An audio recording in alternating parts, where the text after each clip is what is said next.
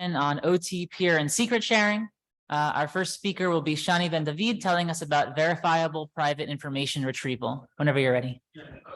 Okay, hi. I'm going to talk about verifiable private information retrieval. I'm Shani Ben David, and this is joint work with Yael Tauman-Kalai and Omer Panet.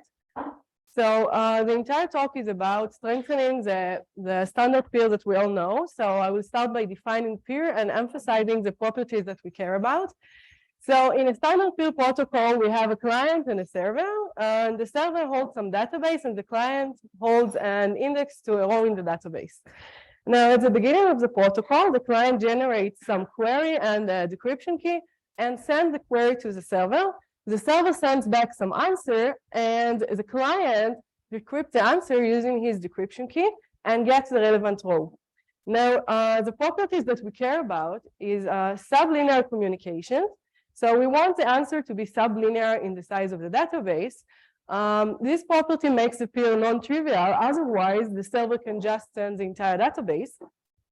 And the second property that we care about is client privacy. So we want Q to hide I. This was the PIR definition, and now we will see some usage of PIR. Let's say that we have a Wikipedia page, and our client wants to get some information about the moon landing. Well, it's clear why we can use PIR in order to protect the client privacy, so that the server holding a database with articles will not be able to detect which article the client would like to get. But what is missing from this example? Well, what about a malicious server serving a fake article about the moon landing being a conspiracy?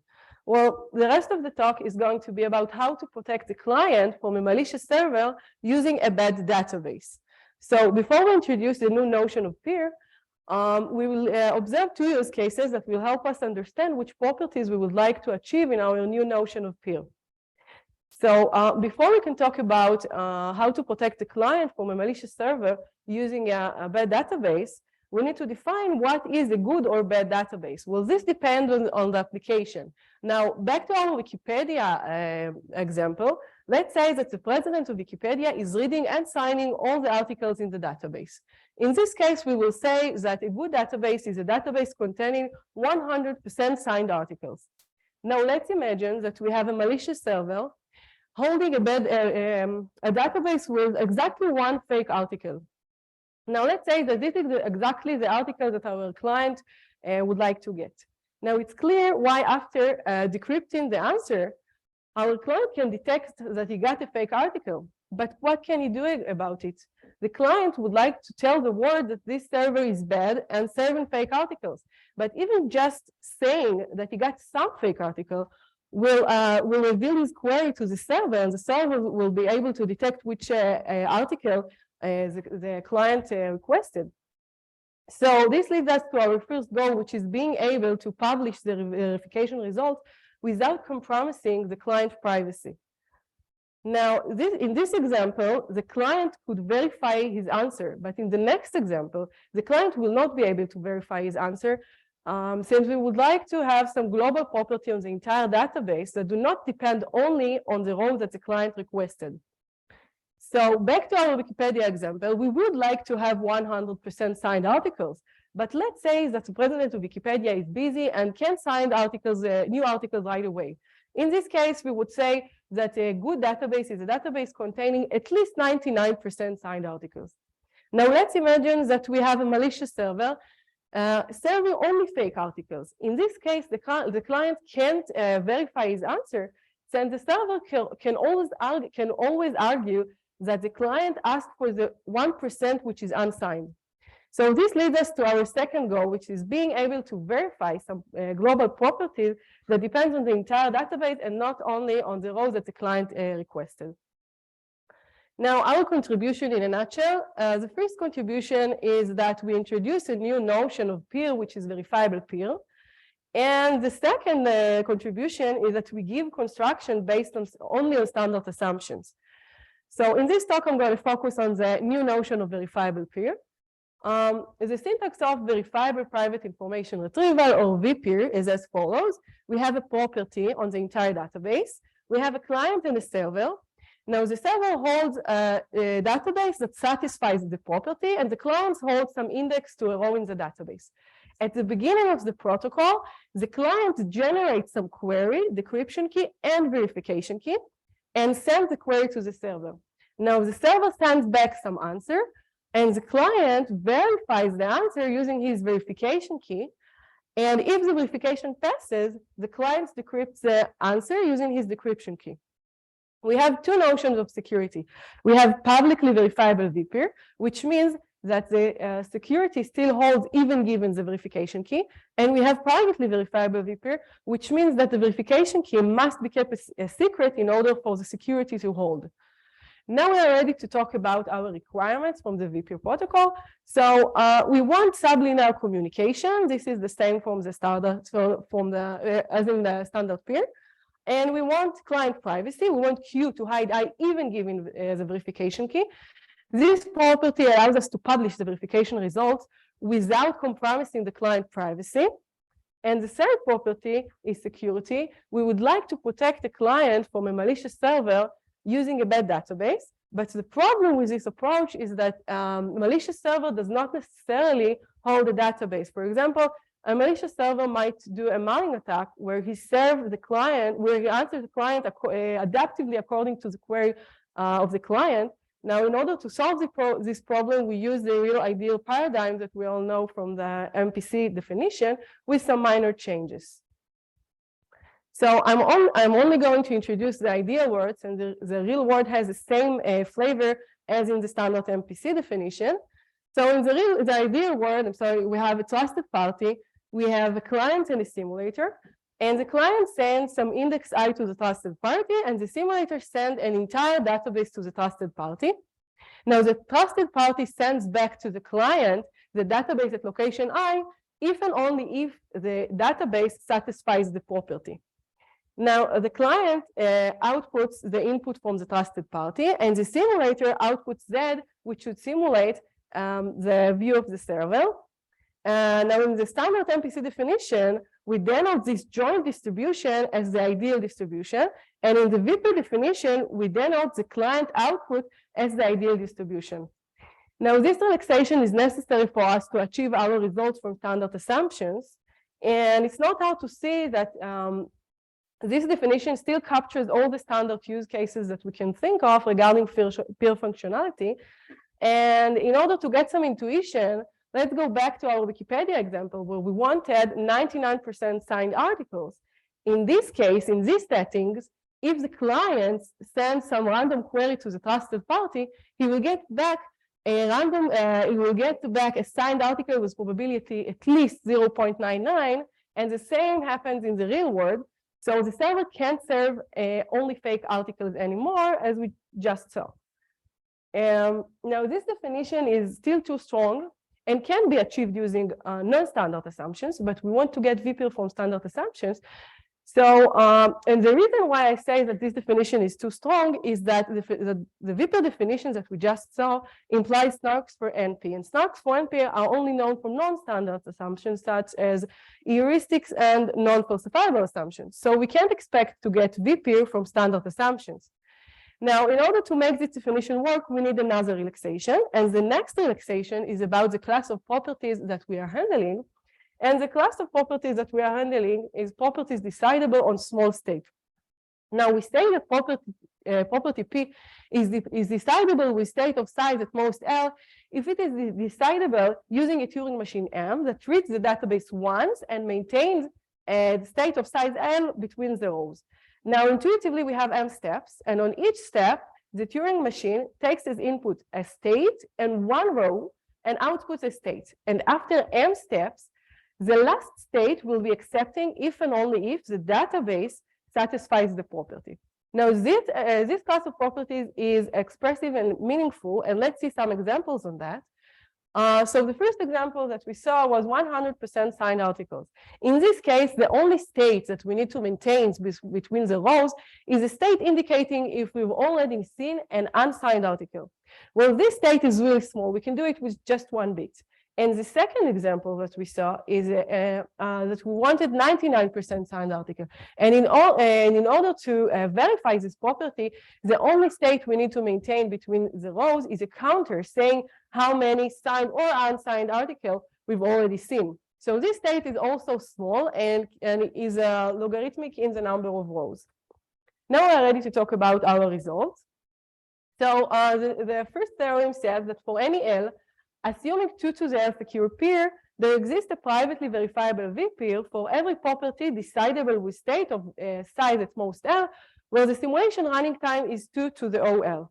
Now, the cool thing about this theorem is that we start with just a standard PIR and we get privately verifiable VPIR, which is a stronger notion of PIR. And the thing to note about this theorem is that the security assumption and the simulation running time are both depend exponentially on the size of the state. So this theorem is great for properties decidable on a small state, as we just saw.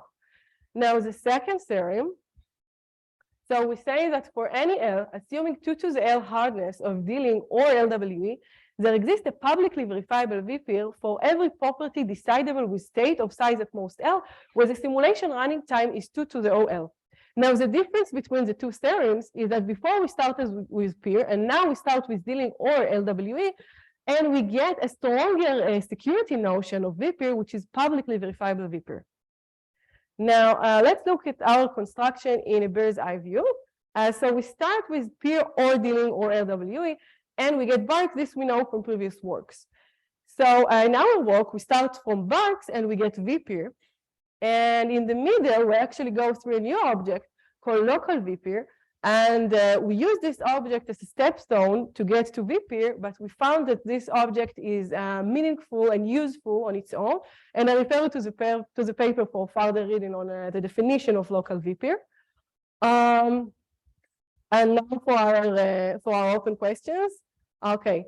So we would like to identify other interesting class of global properties that can be proved based on standard assumptions. And we would like to be able to simulate the view of the client and the server together as in the standard MPC definition. So thank you.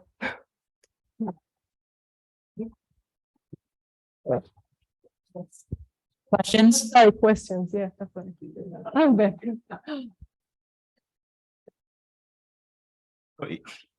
If it's on, okay. Is there a way to characterize the property class with respect to the snarks that will be implied? Like, so if you have like VPIR for a certain class of properties, then it implies snarks for some restricted class of relations?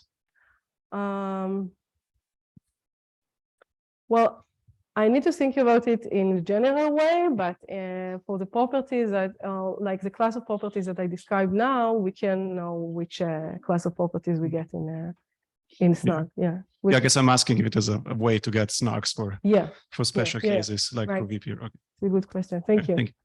Yeah, I had a similar question actually. It's the restriction that you placed in the theorem statement or the definition looks a lot like snarks for bounded non-deterministic space. So I was wondering if maybe maybe you could even show a tight connection between snarks for bounded non-deterministic space and this object. Sorry, can you start again? Oh, sorry. It's just the restriction you placed in the definition that made it constructible based on standard assumptions. It looked like if you thought about which snarks that implied, it would basically be snarks for bounded non-deterministic space computation. Right, you restricted the properties to being properties where you read once and you have bounded memory. This looks exactly like snarks for bounded non-deterministic space. Yeah, the replaced by one NTISP, right? Yeah. And so we get the same results. It's not better than that. Right, but I was wondering if maybe the right way to view this object is through the lens of snarks for bounded non-deterministic space. Maybe instead of going through these other notions, there might be a tighter connection. Oh, just something to think about. I'm not sure. Thank you. Other questions? All right, let's thank the speaker again.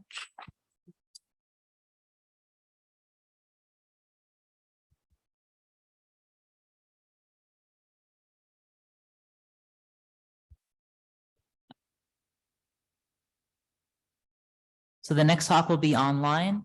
Gilad, are you there? Hi, yeah. Can you hear me? Yes.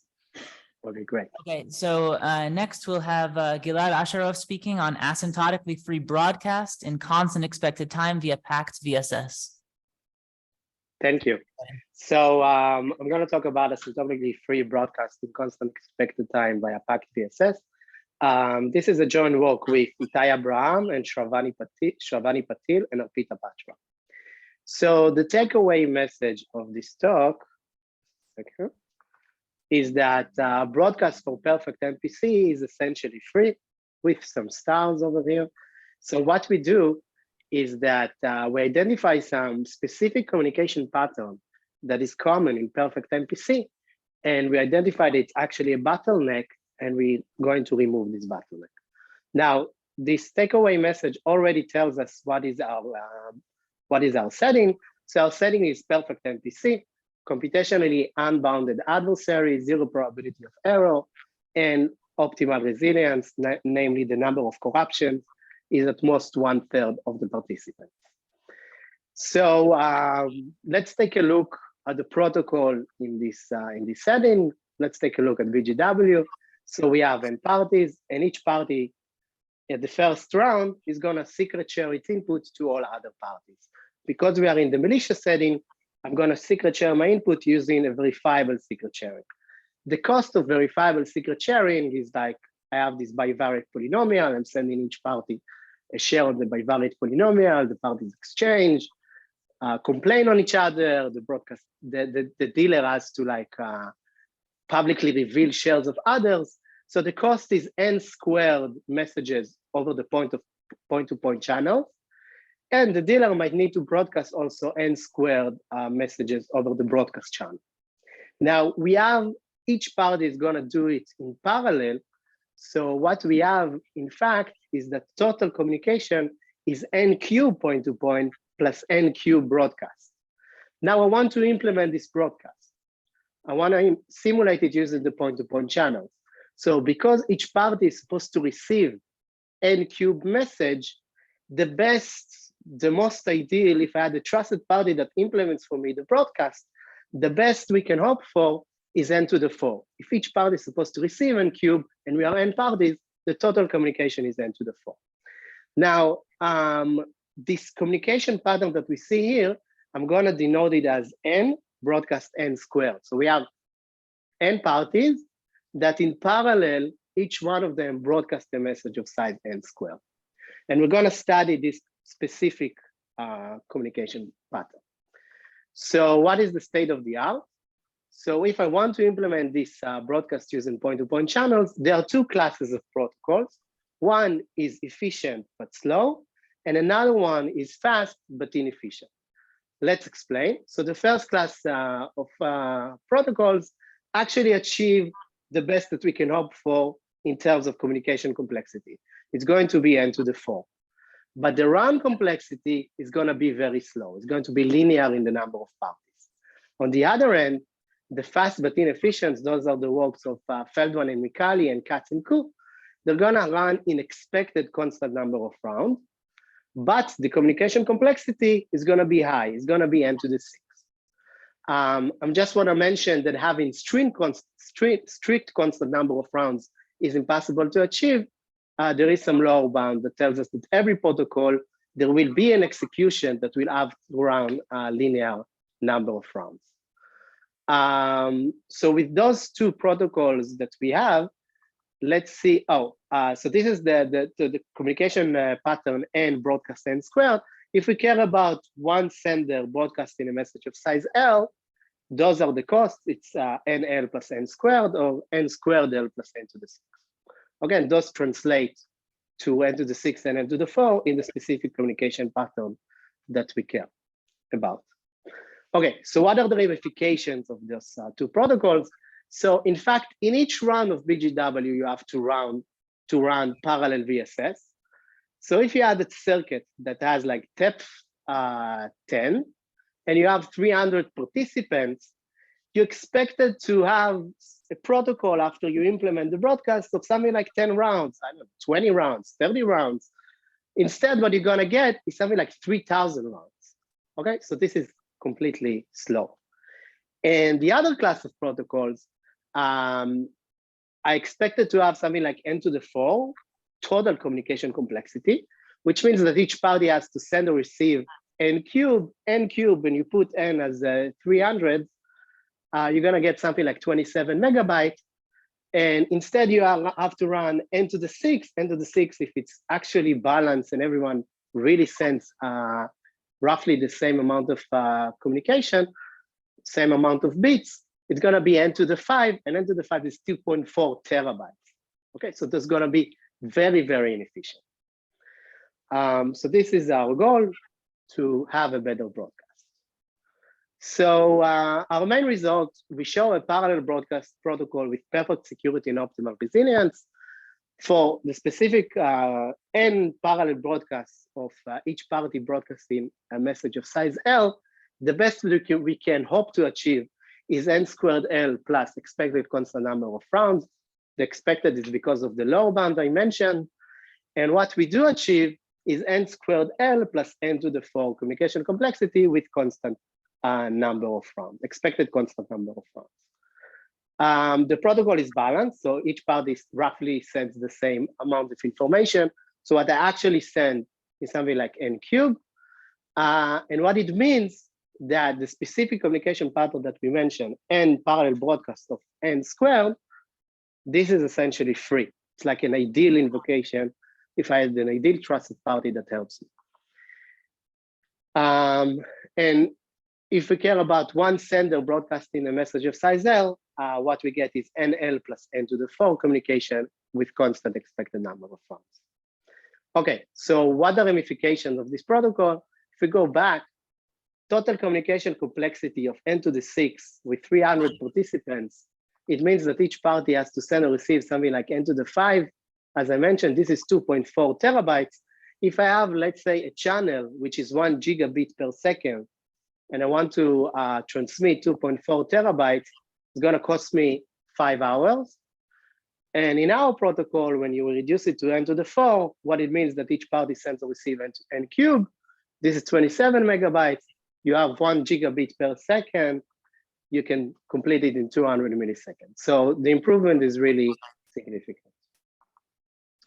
Now, given that broadcast, let's take a look at other MPC protocols in the perfect setting and see how it affects the running times.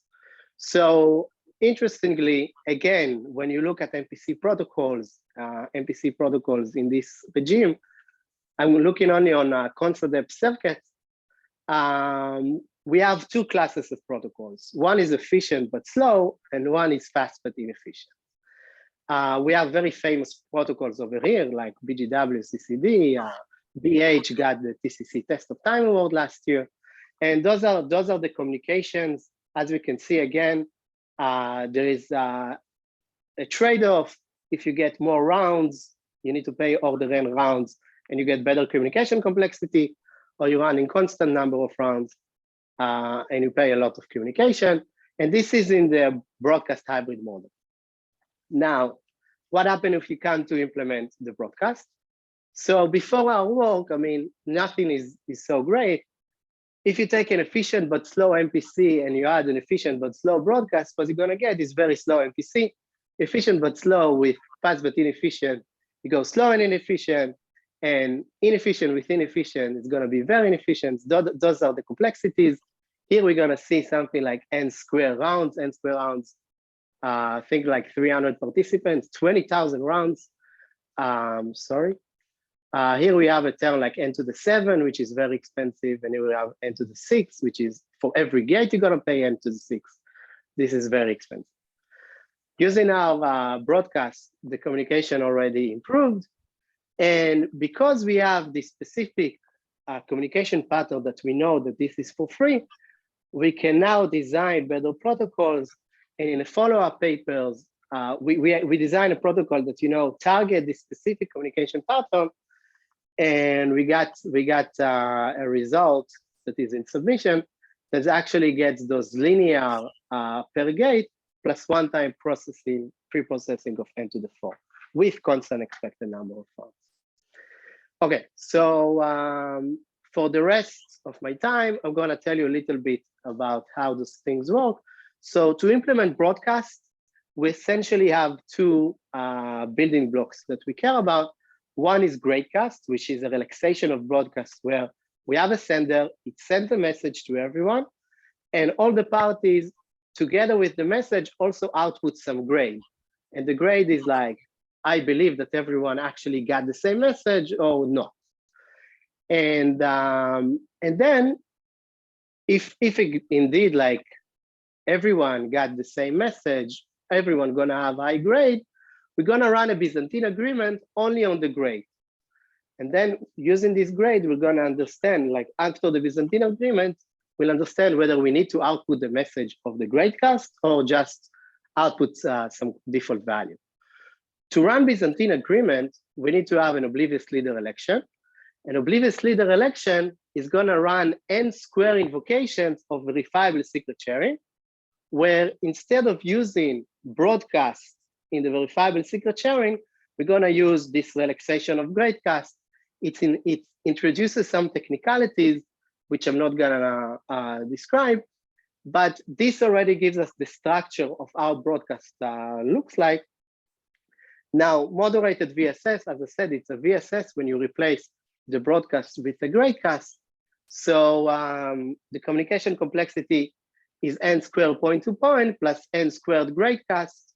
If we use this cost of gradecast as in cats and coup, what you're gonna get, because your message is, your L is n squared, when you put it over here, it means that moderated VSS costs you n to the 4.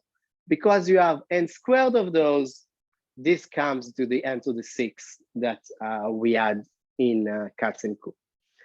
Now, our improvements. So first of all, we showed a better gradecast protocol, which I'm not gonna talk about. So we reduced it from n squared L to nl plus n cubed. And this already reduces the cost of moderated VSS to n cubed, which goes all the way to n to the 5 over here. And our second improvement is a packed verifiable secret sharing protocol. So packed verifiable secret sharing, we show a novel verifiable secret sharing protocol such that if previously secret sharing, we could just have one secret and pay this cost of n squared plus n squared broadcast, now we can have pack order n secrets in one invocation of VSS and get exactly the same cost.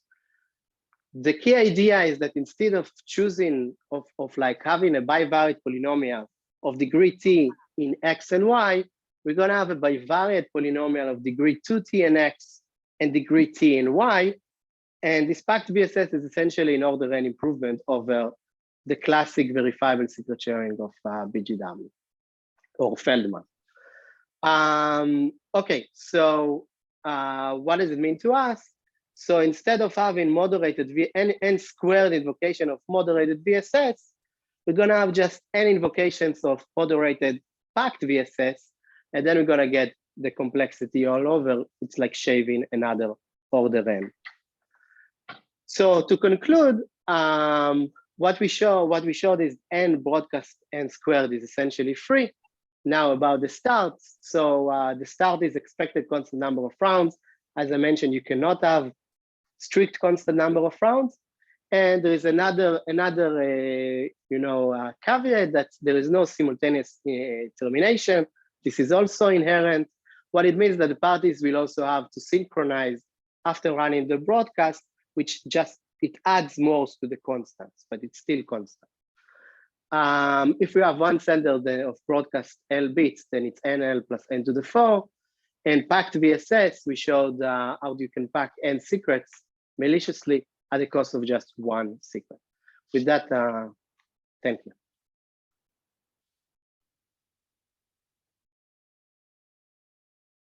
We have time for maybe one quick question. I'll ask one while the next speaker is setting up. Sorry if I missed it, but the thresholds for number of malicious parties? Is it optimal threshold in all of these results, or do you have to pay? Yes, n over 3. I see. N All right. over 3, like Great, thank you. All right, let's thank the speaker again. thank you.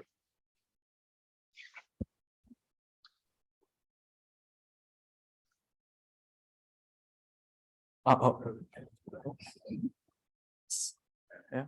Oh, whoops.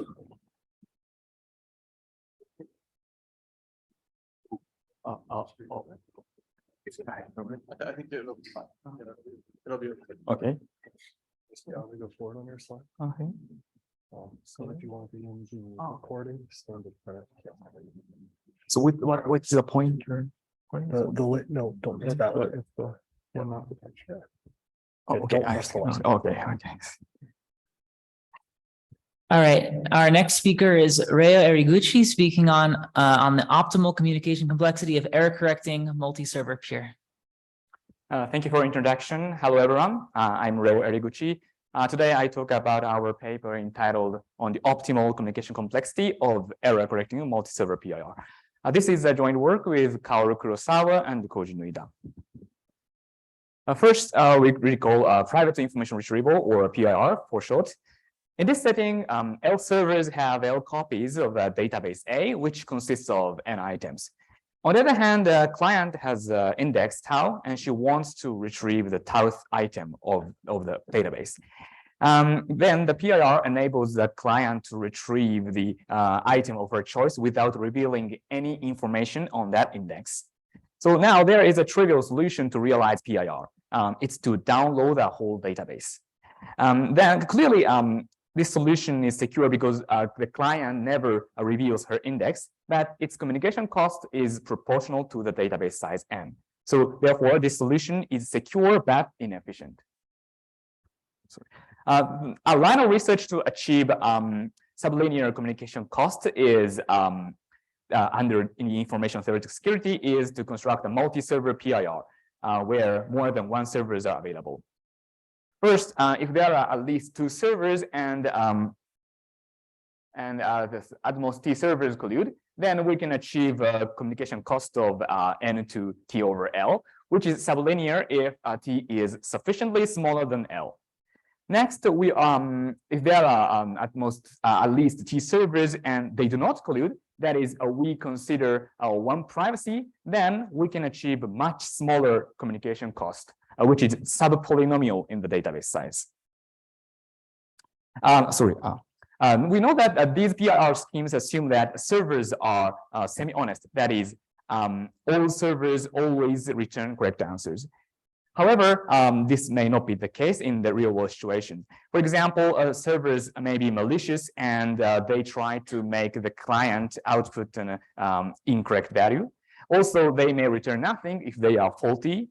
And we can also consider a scenario where servers have inconsistent databases. For example, if server has an old database, then our client will receive inconsistent answers.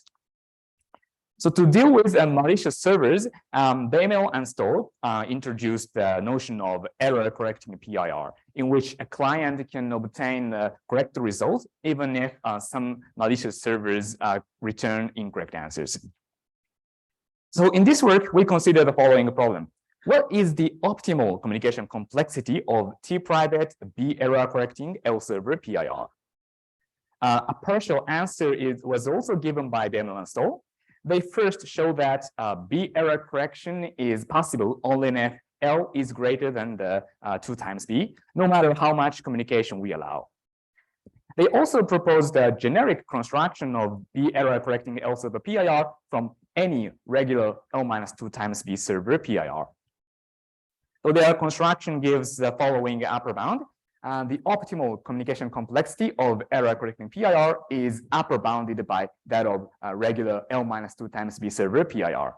So we note that the communication overhead is so it is exponential in the number of servers, but it is independent of the database size N. So therefore, as a function of N, the optimal communication cost of error correcting PIR is asymptotically upper bounded by that of regular PIR. We note that there are also non-generic constructions of error correcting PIR, but they improved the computational complexity of the construction by Bembel and Stoll, and so they do not give any better upper bound on communication complexity. So now we show our results. We first obtain a lower bound on the optimal communication cost of error correcting PIR that asymptotically matches the previous upper bound. So as we said, there is still a exponential gap between lower and upper bounds, but it only depends on the number of servers and independent of the database size.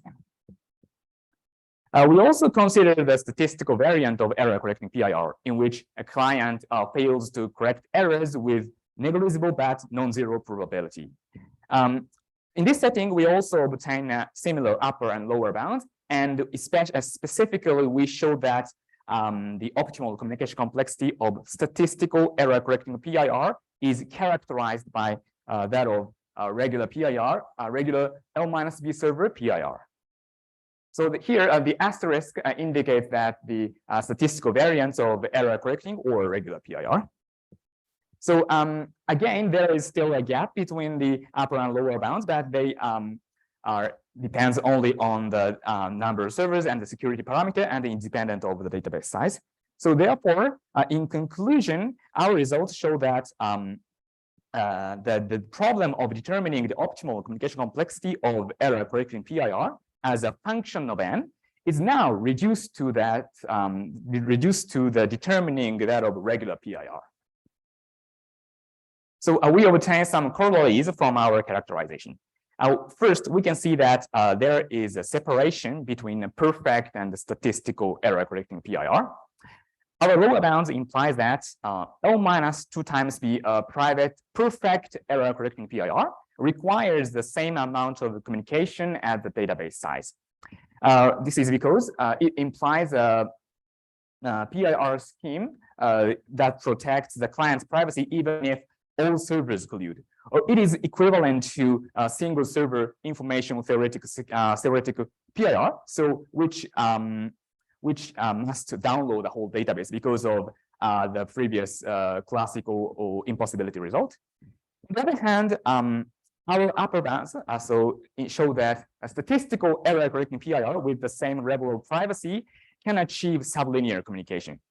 Because so our upper bounds imply that the optimal communication complexity of error correcting PIR is not higher than that of L-2 times B private, L-B server regular PIR, which can be sublinear because of the previous construction. The next corollary is that we can obtain a more communication efficient error correcting PIR schemes. For example, the first row shows that the previous construction instantiated with an existing regular PIR with subpolynomial communication. On the other hand, if we instantiate our construction with the same scheme, then we can achieve a better communication complexity at the cost of allowing for a small failure probability. Here, in this L notation, the communication cost is becomes smaller as the parameter R becomes larger. So now we explain our technical details, focusing on the statistical case. So we first show a generic transformation from regular PIR to error detecting PIR, which has a weaker property than error correcting PIR. Specifically, in error detecting PIR, clients can only detect the presence of errors. He cannot correct them.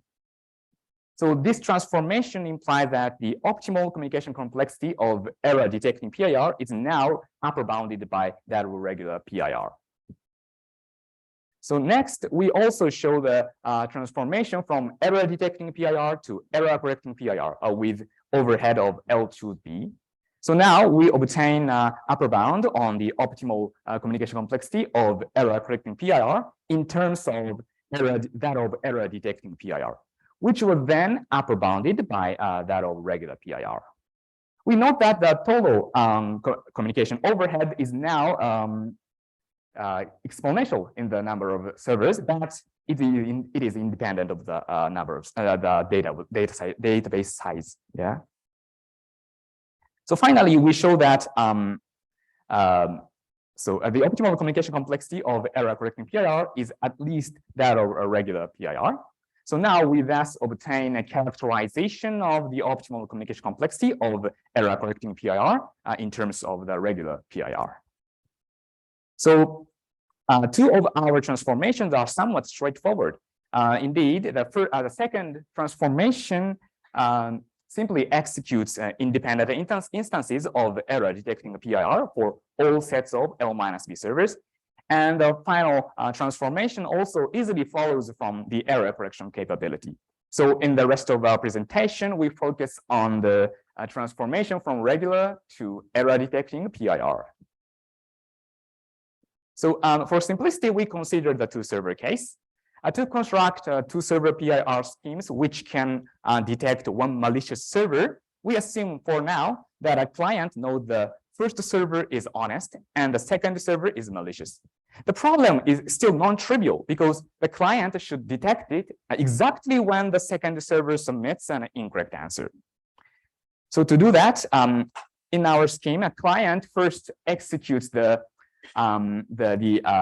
query algorithm of the given regular PIR twice. Then he distributes the query for computation as usual.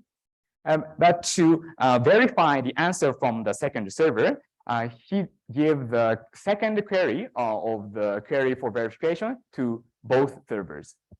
Then the honest server computes its answer as usual, but also simulates the answer of the second server.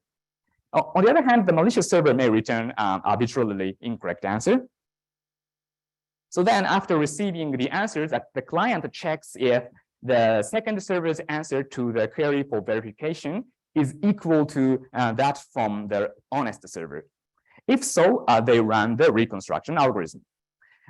Clearly, it doesn't work by itself because the malicious server knows which query is for verification. So therefore, the malicious server can behave honestly for the verification, but behaves maliciously for the first query, which cannot be detected. So to overcome it, we let the client shuffle the two queries. Then the malicious server cannot distinguish between the queries for verification and the query for computation. So therefore, the probability that the malicious server can successfully submit an incorrect answer without being detected is at most 1/2. So now we show our final construction. As we said, our client first executes the query algorithm twice. So the client also randomly guesses which server is honest. For example, suppose that he guesses the first server is honest. Then he shuffles the two queries and lets the first server simulate the answer from the second server. The rest of the protocol is almost similar to the previous one. So after receiving the answers, client checks the consistency and decide to abort the protocol, or run the reconstruction algorithm. So then the protocol fails only if the underlying regular PIR fails, or the client fails to guess the honest server, or he guesses correctly but the verification fails. So then the probability of failure is at most 3/4 plus negligible, which can be made arbitrarily small by parallel execution. So now we conclude this talk, but we are running out of time. So this is the end of my talk.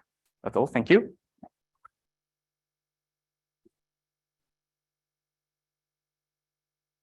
Questions?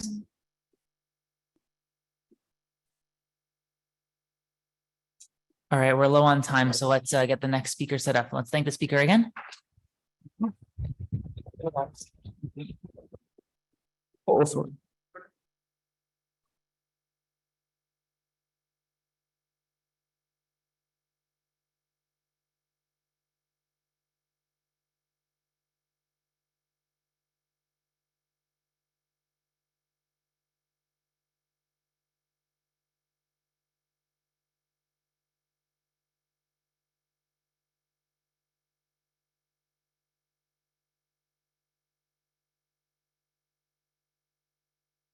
other side. Don't press the last button. Okay. Also the arrow keys, and stand in front of this one of the other. Okay. Hello. Our next speaker is Soumya Goyal, speaking on the oblivious transfer complexity of noisy coin toss via secure zero communication reductions. Hi, I'm Soumya Goyal. Thanks for the introduction. I'll be presenting joint work with Varun Narayanan and Manoj Prabhakaran on the OT complexity, the oblivious transfer complexity of the noisy coin toss functionality using SZCR or the secure zero communication reductions. So first I'll start by defining the terminology. To define the OT complexity, consider the simple two-party computation setting in which Alice and Bob receive inputs X and Y, and they want to compute outputs A and B according to some functionality S. To assist in this computation, we give them a correlated randomness psi, and after receiving this correlated randomness, they communicate with each other and produce a transcript Q. I replace this psi by m instances of OT, where an OT gives theta naught theta 1 to Alice and a B theta B to Bob. And I define the OT complexity to be the minimum number of OTs I need so that this computation is perfectly secure in a semi-honest setting. The OT complexity is a very well-studied problem, and superlinear lower bound on the OT complexity implies superlinear lower bounds on circuit complexity, and so it is in general hard to prove for deterministic functions. However, for randomized functions, we actually do not face such barriers, and that is what we'll be talking about today. In particular, the randomized function I'll be talking about is the noisy coin toss. So the P noisy coin toss is defined as follows. So Alice and Bob both receive a uniform bit, but with probability P, they get different bits. So with probability 1 minus P by 2, they are both getting a 0, both getting a 1, and with probability P by 2, they're getting different bits. Now I can simulate this computation using a circuit with theta log 1 over P gates. So the GMW protocol would give you an upper bound on the OT complexity to be O log 1 over P. The question we want to ask is, can we use fewer OTs to compute this function? The main result of this talk is that we cannot, and the OT complexity is indeed theta log 1 over P. This is interesting because firstly, this is a superlinear lower bound on the OT complexity, but secondly, this is not limited by input output size. So most common information theoretic techniques would actually give you a bounds that depend on input output size, and so they would give you a bound of 1. Secondly, this bound increases as P goes to 0, but when P is 0, this is O1, and we do not expect information theoretic techniques to be able to derive such a bound. So the techniques that we use to derive this bound are the SZCR and the balanced embedding complexity. The SZCR or the secure zero communication reductions were defined by NPP in 2020, and I'll be defining balanced embedding complexity here, which is a simplification of the SZCR, which makes the analysis simpler. And we find that the balanced embedding complexity lower bounds the SZCR complexity, which in turn lower bounds the OT complexity. So a quick refresher for the SZCR as defined by NPP in 2020. So the SZCR looks a lot like the 2PC setting, the only difference being that Alice and Bob are not communicating with each other directly. They are both in turn sampling a U and a V, and which they're sending to a trusted oracle phi. Condition on this phi accepting, the outputs of Alice and Bob are supposed to be correct. Now, in the OT complexity case, I replace this correlated randomness by m instances of OT. Here I'm replacing the trusted oracle by m instances of OT. And I'm asking, I'm defining SZCR complexity to be the minimum number of OTs that I need, so that this computation is perfectly secure in the semi-honest setting. So now, naturally, we want to ask what's the relation between SZCR and the OT complexity. And we find that the SZCR complexity lower bounds OT complexity. NPP showed this result for deterministic functions in 2020, and I'll be extending it to randomized functions. So here is the reduction from a 2PC to SZCR for deterministic functions that they had shown, which goes as follows. So Alice and Bob receive their inputs X and Y. Then they receive a transcript Q star from a correlated randomness. They then check if this transcript is compatible with their inputs. This means that they check if this transcript is something that they could have generated when they received inputs X and Y in the 2PC that they were given. And if it is indeed compatible, then they sample their outputs and they sample a view of the OT. Now we can visualize this as doing the exact reverse of what was happening in the 2PC case, where Alice and Bob received a U and V and then they generated the Q star. Here they're doing the exact opposite. They're getting a Q star and they're sampling a U and V that was compatible with Q star. They obviously want to check if this U and V are compatible, so they send it to an oracle phi, and condition on this oracle accepting, they know that their views are compatible with each other, and so their outputs are also correct by correctness of the 2PC. To extend this to randomized functions, the first note is that they cannot compute compatibility with just the inputs. So they need both the input and the output to check if the transcript is compatible or not. So the first step will be to sample the outputs. So Alice and Bob get the inputs, they sample their outputs, they receive a transcript and they check that this transcript is compatible with their input-output pair. If it is, then they will sample the view of the OT, and conditioned on this oracle accepting, they know that their outputs are correct. Okay, so this reduction will basically tell you that SDCR complexity lower bounds the OT complexity for randomized and deterministic functions. And a quick remark is that I have not used any specific properties of the OT, so you could have replaced it with any randomness by P. Now I'll be defining the balanced embedding, which is a simplification of the SDCR. And to develop an intuition for balanced embedding, I'll be referring to the evaluation graph of a function, which is defined as follows. So for a function x cross y to a cross b, I define the evaluation graph to be a bipartite graph on the input-output pair of Alice to the input-output pair of Bob, such that the weight on the edge xa, yb is the probability of sampling ab as outputs when given xy as inputs to the function f. So this is just a demo graph for the p-noisy coin toss. And first I want to convince you that SDCR is a graph embedding. How to do that? So given an SDCR, given inputs x and y, what the SDCR protocol will give you the probability that Alice samples this view of the OT u and it samples the output a. Now I can visualize this as a probabilistic map from nodes in the evaluation graph to node in the predicate graph. And why am I calling this probabilistic map an embedding? Because each edge in the evaluation graph corresponds to the bunch of edges in the predicate graph of between the mapped nodes. So this blue edge corresponds to this bunch of blue edges in the predicate graph, because this is what these nodes are mapping to. And so because I'm mapping each single edge to a bunch of edges in the predicate graph, I'm essentially embedding this into this graph. Now we want to consider that Alice is semi-honest. So what information can Alice get from of the input-output pair of Bob using the information it gets from U2? Now there are two ways that Alice can get from U2 to Y1 B1 in this graph. The first is using the protocol. So it crosses the predicate graph from left to right. It crosses this predicate graph and then goes on the predicate graph to the evaluation graph of the function using Bob's protocol. Or it could go from the predicate graph to the evaluation graph using its simulator and then cross the evaluation graph of the function because it knows the function already. And for security, we basically want that this green-blue path should be the same as this blue-orange path. I'll be referring to this figure soon enough when to develop intuition for the balanced embedding. So the balanced embedding between a bipartite graph G into another bipartite graph H is defined as follows. It is a tuple of two maps pi and theta that balance each other. What is this balancing? So consider the SDCR case when I said that this green-blue edge should be equal to the blue-orange edge. I just call this, replace this green edge by theta. I relabel this orange edge as pi. And I say that the balancing is similar to the security condition in SDCR, that the green-blue edge should be equal to the blue-orange path, which I can represent by this equation now.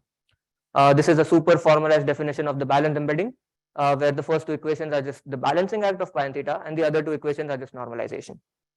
Similar to the SDCR case, now we want to define the complexity. So I replace the lower thing, the H graph with m instances of OT, and define the balanced embedding complexity to the smallest number of OTs so that I can embed the graph for GF into OT raised to m. Now I move on to the main result of this talk, that is bounding the balanced embedding complexity of the p-noisy coin toss. So consider this evaluation graph of the p-noisy coin toss where the thick edges correspond to an increased probability. So when p is small, the edges between same outputs for Alice and Bob is higher than the thickness for them getting different outputs. Now I want to embed this into OT raised to m. So given a balanced embedding, let's just assume that this 0a maps to this bunch of yellow nodes in the predicate graph. The 1a maps to this bunch of orange nodes in the predicate graph. We are able to show that there is a v which gets mapped from 1b such that the number of edges to any group of nodes corresponds to the thickness of the edge in the evaluation graph. So the orange degree of this v3 node is proportional to the thickness of this node, this edge, and the yellow degree is proportional to the thickness of this edge. Now, so as you can see, this is thicker than this, so the number of orange edges should be more than the number of yellow edges. How much more? 1 over 1 minus p by p, and the number of the ratio of the number of edges is definitely upper bounded by the total number of vertices in the left hand side of the graph, which is 2 raised to m. This gives you the lower bound on the balanced embedding complexity as log 1 over p. So I showed that we showed that the balanced embedding complexity is omega log 1 over p, and we've already shown that this complexity lower bounds the OT complexity. So basically we now know that the OT complexity is tight and it's theta log 1 by p. In this talk, I focus mostly on randomized functions, but it still remains open to see if we can get superlinear balanced embedding complexity for deterministic functions or not. If we wanted to prove something for an explicit function, then we would face circuit complexity barriers, but perhaps it is easier to show the balanced embedding complexity, and perhaps it is easier to show that there exist functions that have superlinear balanced embedding complexity. That's it. Thank you.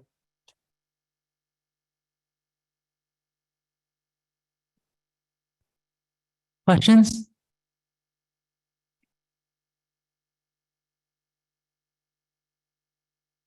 Yeah, so I guess I have questions mainly about the open stuff that you Okay. wrote down here. Like, so you're saying like probabilistic method, pick a random function, like it's not clear whether you can show a lower bound on this embedding complexity, because that would suffice. That's what you said, right? Sorry, It would suffice to say that if you picked a function at random and were able to bound this embedding complexity measure here, if you were able to lower bound it, then this would answer this question, right? No, so I'm saying that for a randomized function, which is so that the outputs are not deterministic for Alice and Bob, we already have proved a superlinear lower bound. Right, but a deterministic function selected at random. That's what this. Okay. Yes. You're saying it's not clear. It's not clear what the embedding complexity of a random deterministic function looks like. Yeah. So I mean, all we know is that it's more than linear, but we don't have a proof that there are superlinear balanced embedding complexities. Got it. Thanks. Other questions? All right. Let's thank the speaker again. And we'll resume in a little over 30 minutes.